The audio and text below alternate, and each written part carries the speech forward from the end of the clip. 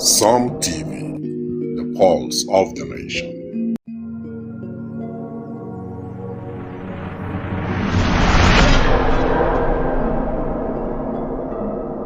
Some TV, the pulse of the nation. Hey Taraba State, let's ascend to the future. Imagine a world where entertainment, transportation, finance and commerce are at your fingertips 247. Welcome to the future. Taraba Business School and Taraba News proudly present a revolutionary lineup of products and services designed to transform your life. Some TV, your premier 247 destination for local and international entertainment, news, and educational content. Come to the broadcast of News Hour on Super Media Television. Welcome to the broadcast of World News on Super Media Television. Welcome to the broadcast of news across Nigeria on Super Media Television. This is Sport Daily on Some TV. Good morning, Nigeria. This is the morning show from Some TV. Supercab, safe, convenient, and affordable 247 transportation services across Jalingo and Taraba State.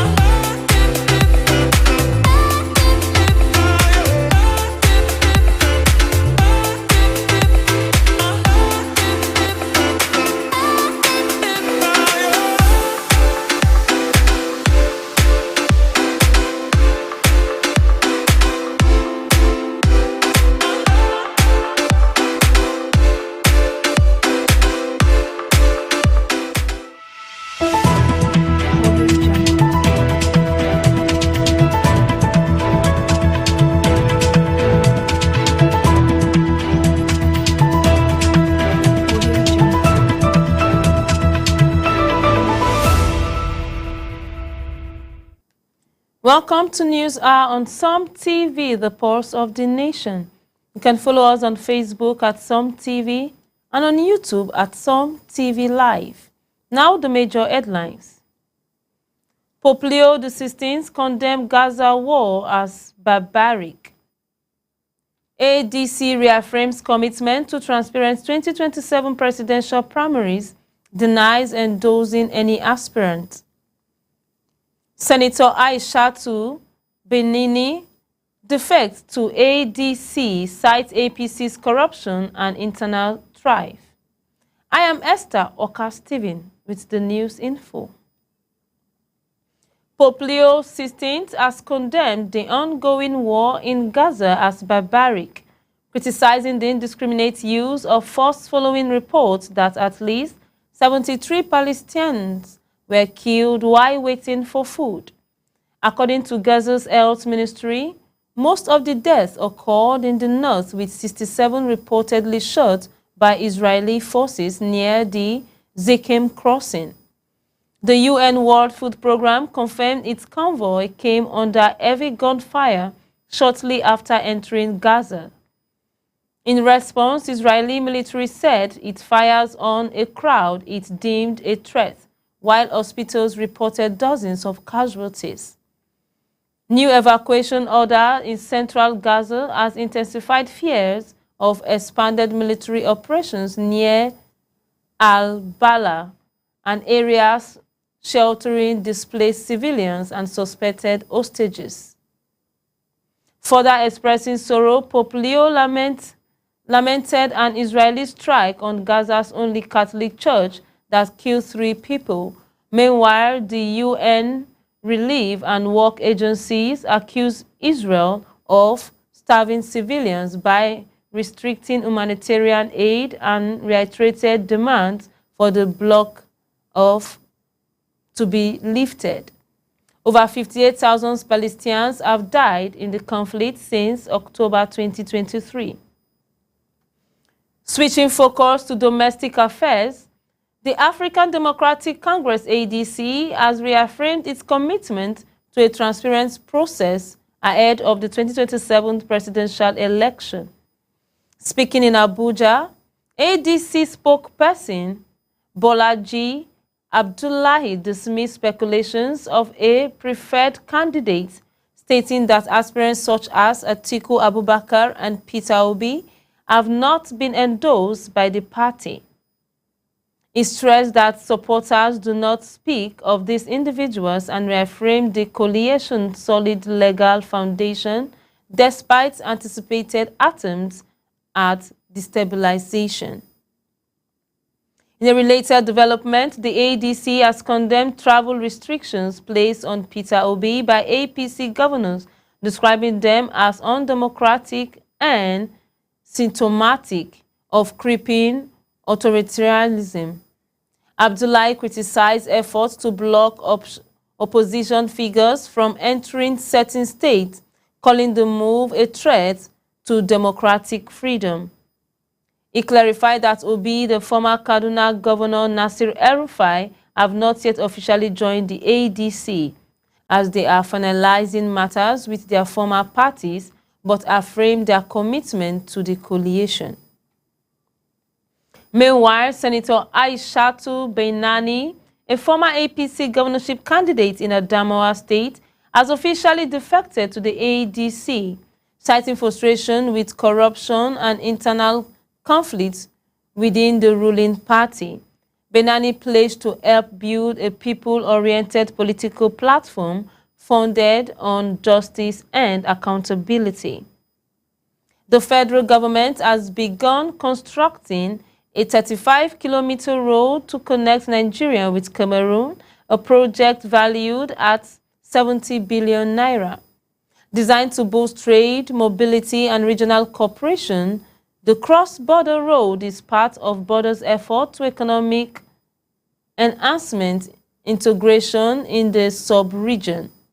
Engineer Danjuma Otsi of the Federal Ministry of Works and supervising the project with updates indicating steady progress and a focus on quality, safety, and timely completion. The initiative is expected to strengthen bilateral ties and improve access to communities in both countries.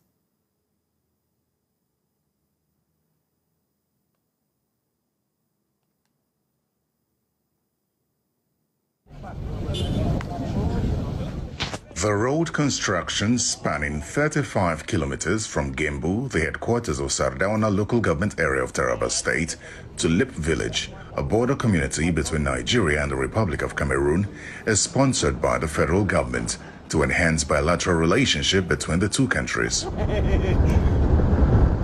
The road project, which is estimated to cost over 70 billion naira, will be a rigid pavement using concrete. It's a project that is awarded for 30 months. So far, if you take from January 13th to this period, it's just less than about 6 months thereabout. And they've already achieved more than 16% of the project piece, with a time lapse of less than 15%. It's a rigid pavement, which is a concrete road. And we trust that we'll see how it goes too. Yes, no. Governor Agbu Kefas is leading a delegation from the state government to inspect the ongoing construction work.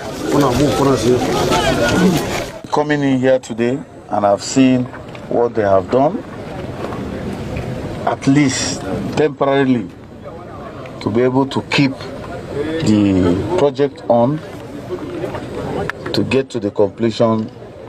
I have every confidence that they will give the best.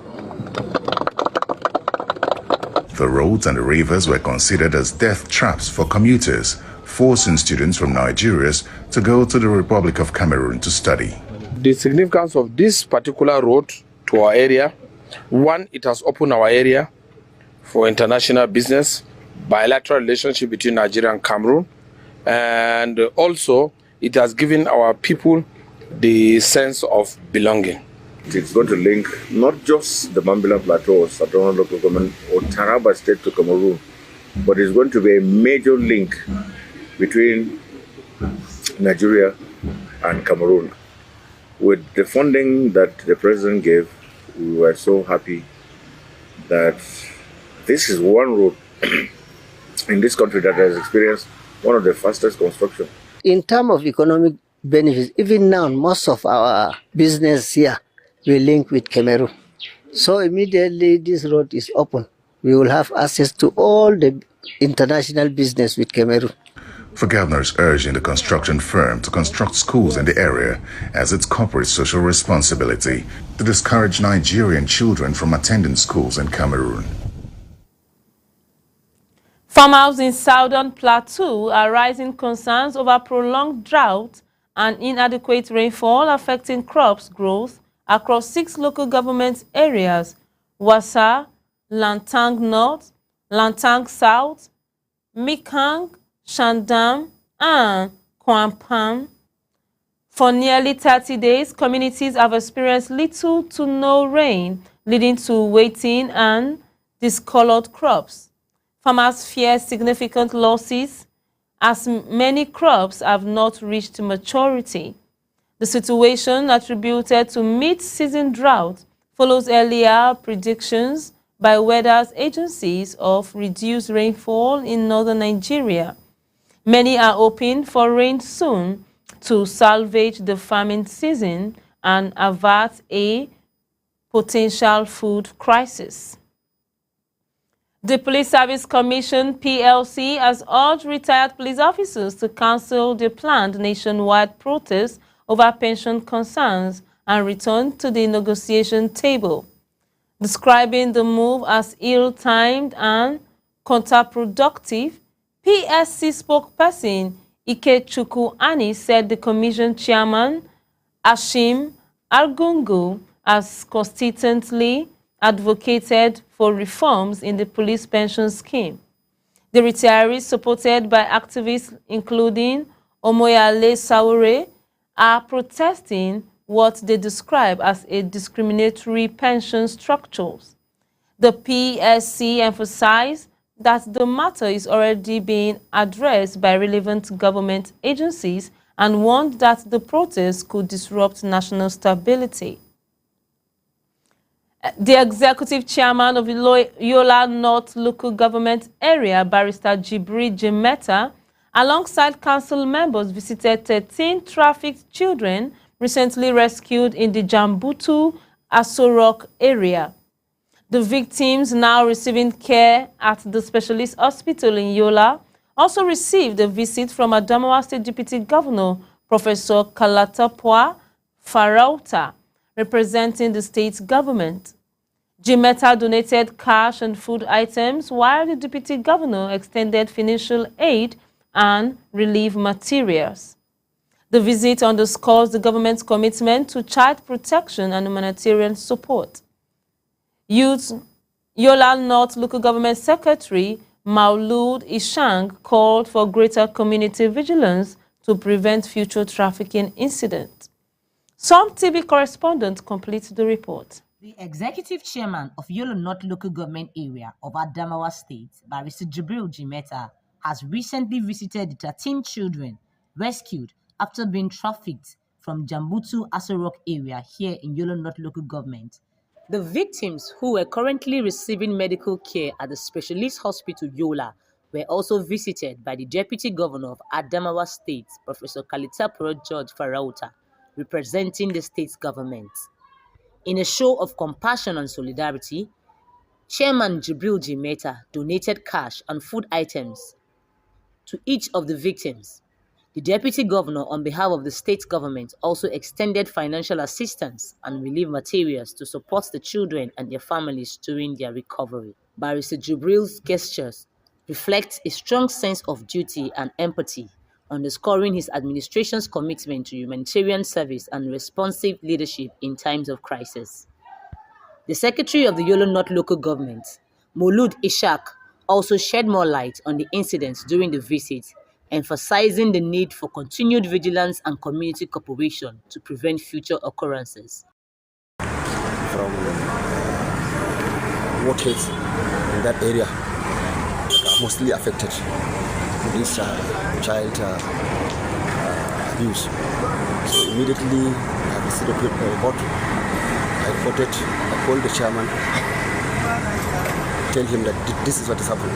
Immediately summoned a security meeting where the member of Yola North was also invited. They discussed at length what happened and what to do.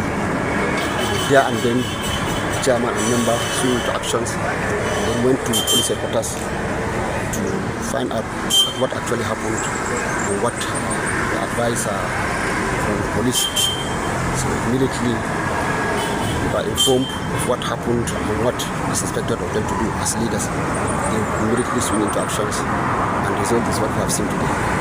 13 were missing and 13 were seen. Well, first of all, I will call on parents to be very careful in their words, ensure that they know the movement of their children. And then the relevant authorities, that is the security agencies, they are doing their best, but they should at least improve on what they are doing. That means by checking the movement of vehicles from here to other parts of the country. Ojoma Yusuf, Som TV News, Yola. Turning to economy, Nigerian farmers are increasingly abandoning the cultivation of maize and rice due to soaring fertilizer costs, with a bag of urea now priced between 50,000 naira and 55,000 naira, up from 35,000 naira to 37,000 naira. Despite the federal government's claim of the 200 billion naira intervention and nationwide fertilizer distribution, many farmers report little or no support.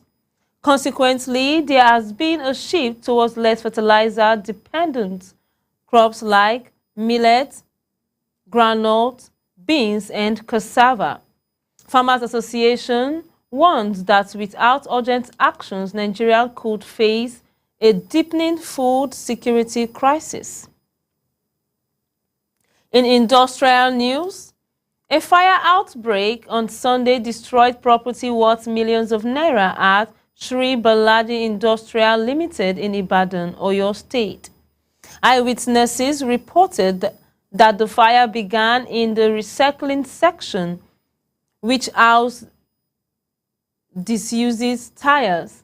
The State Fire Service confirmed the blaze was triggered by an explosion from a running machine that ignited nearby vehicles. Firefighters succeeded in containing the fires and preventing further damage to the facilities. Elsewhere in the business sector, the Dangote Petroleum Refinery in Lagos is undergoing an upgrade to boost production capacity from 650,000 to 700,000 barrels per day. Dangote Group President Aliko Dangote revealed that ongoing modifications set for completion by 2025 have delayed the refinery's full operation this year. The residues fluid cracking unit is currently running at 85% capacity, while other units have exceeded exceptions. Between June and July 2025, the refinery imported 19 million barrels of crude from the U.S., meeting over half its needs. Dangote reiterated that the $20 billion project was key to Africa's energy independence and accused foreign interests of undermining regional industries. We're heading into a short commercial break. We'll be right back. Don't change the channel.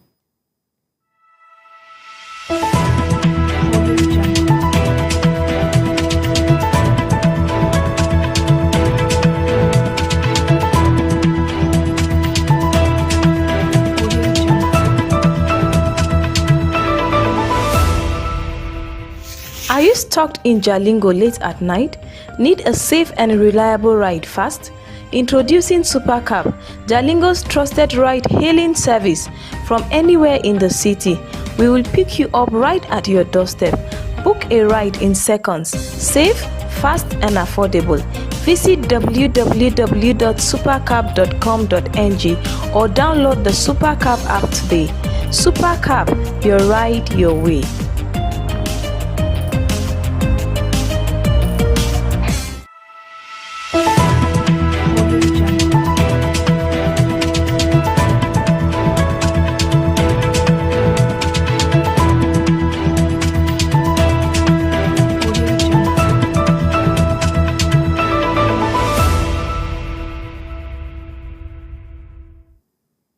Welcome back.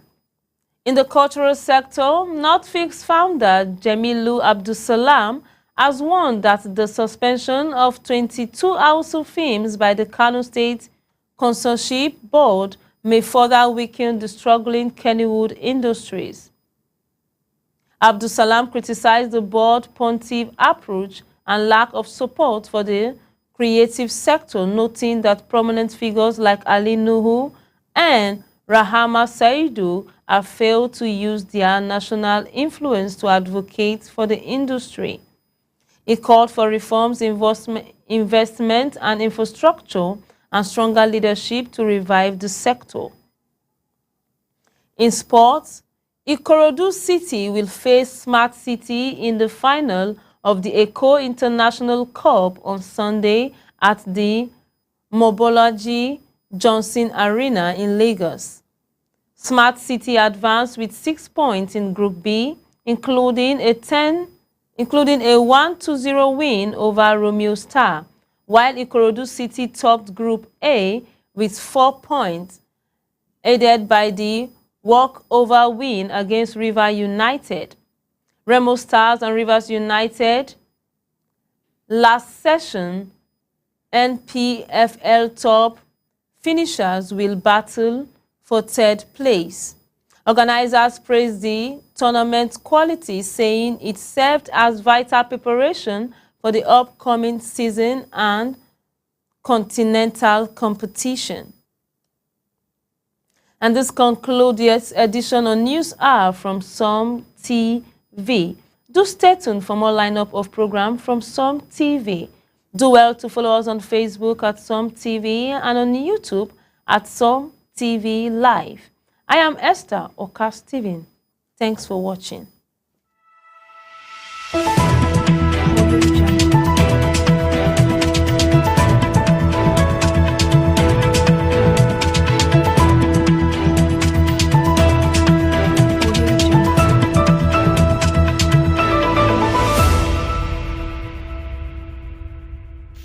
Are you stuck in Jalingo late at